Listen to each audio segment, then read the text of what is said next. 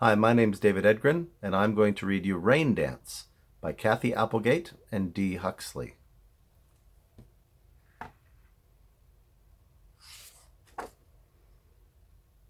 Rain Dance. Everything is quiet. Everything is still. It hasn't rained for 2 whole years. We wait and wait and wait until we are no longer sure what we are waiting for and whether it will ever come. Beyond our desolate farm, I can see the horizon, where a few dark clouds cruelly taunt us with promises of rain. It never comes. And now our dam is a patch of dry, cracked mud surrounded by parched brown land. Propped up against the side of our old broken-down cart is a new sign. Its red paint is still wet. Farm for sale.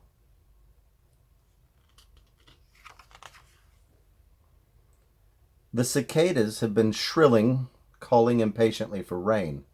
This morning, even they are quiet.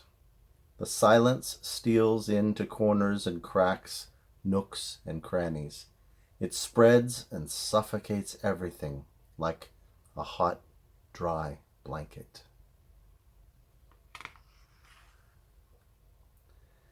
My mother stands on the veranda, watching the distant cloud of dust swirling behind my father's ute. He's gone to the bank in town, and we're not sure when he'll be back. My dog, Monroe, greets me as I step outside. He stretches, sniffing the air with interest.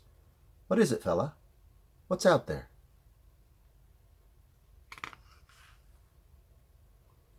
Suddenly, I feel a gentle breeze, like a sigh of relief against my skin. I swing around to see that a mass of dark clouds has filled the sky. Thunder rolls and my skin prickles with goosebumps at the sound. From the distant paddock, I can hear the cattle bellowing, crying of their thirst and hunger. Shadows disappear, melting into a world turned gray. The dust is whipped into a frenzy, and on the cool gusts of wind, I can smell rain coming. I'm sure of it now. Pit-pat, pit-pat, pitter-pitter, pat. The first drops beat out a hesitant rhythm on the corrugated iron roof. Now my mother is running out of the house yelling, "It's rain! It's rain!" Next minute she's pulling nappies from the clothesline and pegs are flying everywhere. In the excitement I laugh out loud and Monroe barks and whines like a silly puppy. Then, in a flurry, the rain comes. The torrent beats on the roof so loudly that I can't even hear my own voice. The rain is so heavy, it almost hurts as it pelts my head and shoulders. Water is running into my eyes and ears, but I shake it all away. Wet hair slaps my cheeks.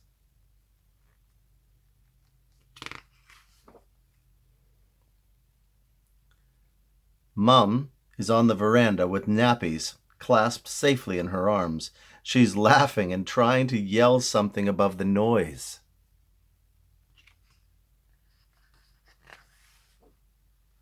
Running, running.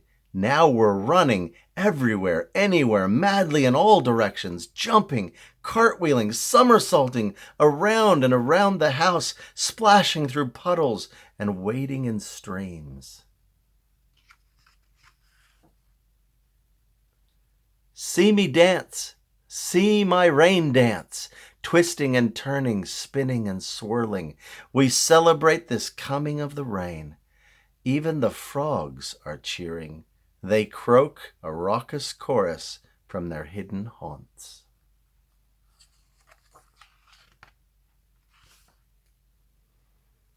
My baby sister has never seen rain before. She clings closely to my mother's neck.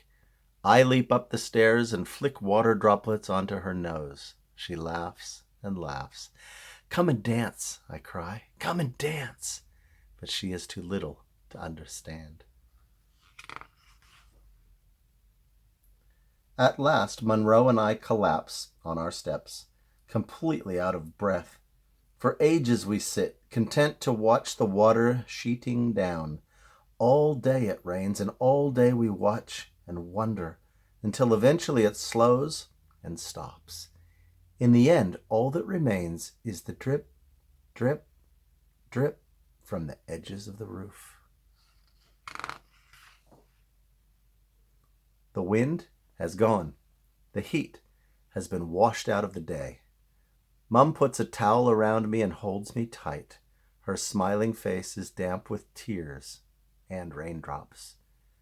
Everything is quiet. Everything is still.